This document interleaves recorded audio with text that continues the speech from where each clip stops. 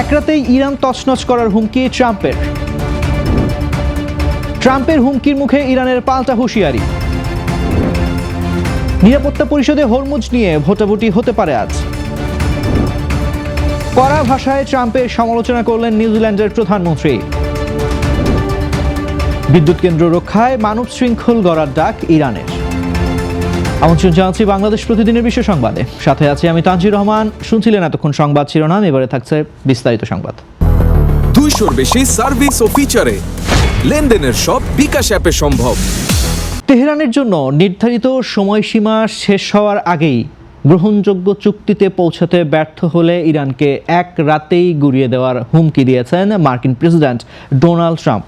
Washington সময় মঙ্গলবার রাত 8টায় শেষ হচ্ছে তার দেওয়া এই আলটিমেটাম। সোমবার হোয়াইট হাউসে ট্রাম্প হুঁশিয়ারি দিয়ে বলেন, চুক্তি না হলে ইরানকে প্রস্তুর যুগে পাঠিয়ে দেওয়া হবে এবং দেশটির বিদ্যুৎ কেন্দ্র ও সেতু ধ্বংস করা হবে। ইরান ইতিমধ্যে মার্কিন প্রস্তাব প্রত্যাখ্যান করে যুদ্ধের স্থায়ী সমাপ্তি ও ক্ষতিপূরণ দাবি করেছে। এদিকে ট্রাম্প ইঙ্গিত দিয়েছেন, যুদ্ধে জয়ী হিসেবে ইরান ও তার জ্বালানি সম্পদের নিয়ন্ত্রণ নিতে চায় যুক্তরাষ্ট্র। এমনকি হরমুজ প্রণালীতে ইরানকে টোল নিতে না দিয়ে যুক্তরাষ্ট্র নিজেই টোল আদায়ের পরিকল্পনা করছে। বর্তমানে পাকিস্তান, তুরস্ক ও মিশর মধ্যস্থতার চেষ্টা করলেও যোগাযোগ বিচ্ছিন্নতার কারণে আলোচনা এগোচ্ছে না। আইনি বিশেষজ্ঞরা ট্রাম্পের এই অবকাঠামো ধ্বংসের হুমকিকে যুদ্ধাপরাধ হতে পারে বলে সতর্ক করেছেন। যুক্তরাষ্ট্রের প্রেসিডেন্ট ডোনাল্ড ট্রাম্পের ইরানকে এক রাতেই ধ্বংস করে দেওয়ার হুমকির কড়া জবাব দিয়েছে তেহরান। ইরানের ইসলামী বিপ্লবী গার্ড কর্পস আইআরজিসি ট্রাম্পের এই হুমকিকে ভিত্তিহীন ও অযৌক্তিক আখ্যা দিয়ে জানিয়েছে, কোনো হুমকি তাদের সামরিক কার্যক্রম থামাতে পারবে না। ইরান বলেছে, বেসামরিক লক্ষ্যবস্তুতে হামলা হলে তার জবাব হবে আরও ভয়াবহ। ইরানের সশস্ত্র বাহিনী খাতাম আল আনবিয়া সেন্ট্রাল হেডকোয়ার্টার্সের মুখপাত্র বলেন, আমেরিকার প্রেসিডেন্ট অভদ্র এবং অহংকারী। তিনি নিজের জগতে থাকেন, তাই সব সময় বিভ্রান্ত। তার এই মন্তব্য নিন্দুকদের অনেকেই ট্রাম্পের খামখেয়ালি আচরণ হিসেবে দেখছে। অন্যদিকে ওয়াল স্ট্রিট জার্নাল জানিয়েছে, নির্ধারিত সময়সীমার মধ্যে দুই দেশের চুক্তিতে পৌঁছানোর সম্ভাবনা খুবই ক্ষীণ। ট্রাম্পের নিজস্ব দলের নেতারাই আশঙ্কা করছেন, ইরানের জ্বালানি খাতে হামলা হলে বিশ্ববাজারে তেলের দাম বেড়ে যাবে, যার প্রভাব পড়বে যুক্তরাষ্ট্রের আগামী নির্বাচনেও।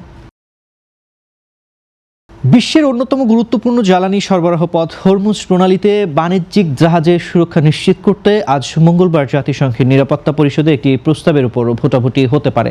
তবে ভেটো ক্ষমতাধারী দেশ চীনের আপত্তির মুখে খসড়া প্রস্তাবটি সংশোধন করে অনেকটা দুর্বল করা হয়েছে বলে জানিয়েছেন সংশ্লিষ্ট কূটনীতিকেরা। গত 28 ফেব্রুয়ারি থেকে ইরান ও যুক্তরাষ্ট্র ইসরায়েল সংঘাতের জেরে 5 সপ্তাহের বেশি সময় ধরে হরমুজ প্রণালী কার্যত বন্ধ রয়েছে। এতে বিশ্ববাজারে তেলের দাম অস্বাভাবিকভাবে বাড়ছে। শুরুতে যুক্তরাষ্ট্র এই পথে বল প্রয়োগের মাধ্যমে জাহাজ চলাচলের অনুমোদনের প্রস্তাব দিলেও চীন তার বিরোধিতা করে। ফলে চূড়ান্ত প্রস্তাবে সামরিক শক্তি প্রয়োগের বদলে প্রতিরক্ষামূলক সমন্বয়ের আহ্বান জানানো হয়েছে। প্রস্তাবটি শিথিল করায় এটি পাশের সম্ভাবনা বাড়লেও ভোটাভুটির ফলাফল নিয়ে এখনও অনিশ্চয়তা কাটেনি। তেহরান অবশ্যই স্পষ্ট জানিয়ে দিয়েছে, যুদ্ধের স্থায়ী অবসান ছাড়া তারা এই কৌশলগত জলপথ খুলবে না। ইরানের বেসামরিক অবকাঠামো লক্ষ্য করে মার্কিন প্রেসিডেন্ট ডোনাল্ড ট্রাম্পের সাম্প্রতিক হুমকিকে অপ্রয়োজনীয় ও অগ্রহণযোগ্য বলে অভিহিত করেছেন নিউজিল্যান্ডের প্রধানমন্ত্রী ক্রিস্টোফার ল্যাকসন। রেডিও নিউজিল্যান্ডকে দেওয়া এক সাক্ষাৎকারে তিনি বলেন, বর্তমান পরিস্থিতিতে নতুন করে কোনো সামরিক পদক্ষেপের প্রয়োজন নেই এবং এই সংঘাত আর বিস্তৃত হতে দেওয়া উচিত নয়। ল্যাকসন স্পষ্ট জানান, সেতু বা জলাধারের মতো বেসামরিক স্থাপনায় বোমাবর্ষণ আন্তর্জাতিক আইনের পরিপন্থী। নিউজিল্যান্ডের বিরোধী দলীয় নেতা ক্রিস ইপকিন্স আরও কঠোর ভাষায় ট্রাম্পের আচরণকে উদ্বেগজনক ও পদমর্যাদার অবমাননা বলে মন্তব্য করেছেন। এই কূটনৈতিক উত্তেজনার মধ্যেই চলতি সপ্তাহে নিউজিল্যান্ডের পররাষ্ট্রমন্ত্রী উইনস্টন পিটার্স ওয়াশিংটনে মার্কিন পররাষ্ট্রমন্ত্রী মার্কো রুবিওর সঙ্গে বৈঠকে বসছেন। সেখানে নিউজিল্যান্ডের পক্ষ থেকে দ্রুত সংঘাত অবসানের জোরালো দাবি জানানো হবে বলে জানা গেছে। যুক্তরাষ্ট্রের ঘনিষ্ঠ মিত্র হয়েও নিউজিল্যান্ডের এই অবস্থান ওয়াশিংটনের উপর মনস্তাত্ত্বিক চাপ সৃষ্টি করতে পারে বলে মনে করছেন বিশ্লেষকেরা।